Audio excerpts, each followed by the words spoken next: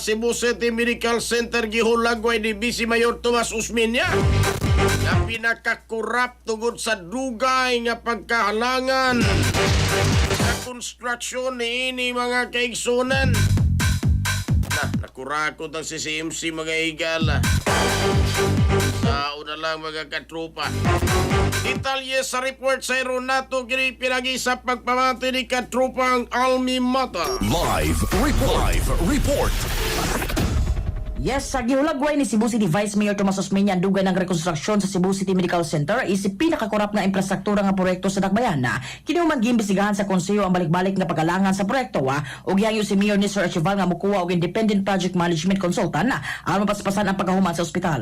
Sa privilege speech ni Konsehal Dave Tumulaka, iyang gingon kapin sa 12 ka tuig na nga wala pa mahuman ang bagong CCMC sukad madaot ang daang building sa linog sa Bohol nitong 2013. Gikwestiyon usab ni Usmeña pagdumala sa proyekto tungod sa kakuwang sa kompleto nga program of works bisan pa sa dagang kontraktor nga nalambigit sa laing hugna sa konstruksyon.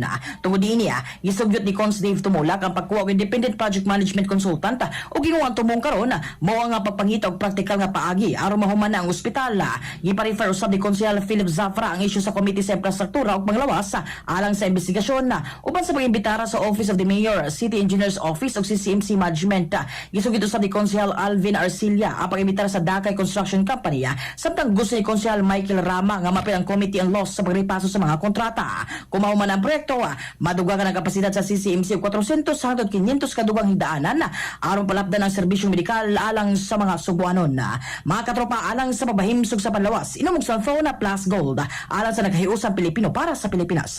Kini yung katropa, Almi Mata, XFM News. XFM report. Cellphone Plus Gold, mapalit sa mga butika sa inyong lugar.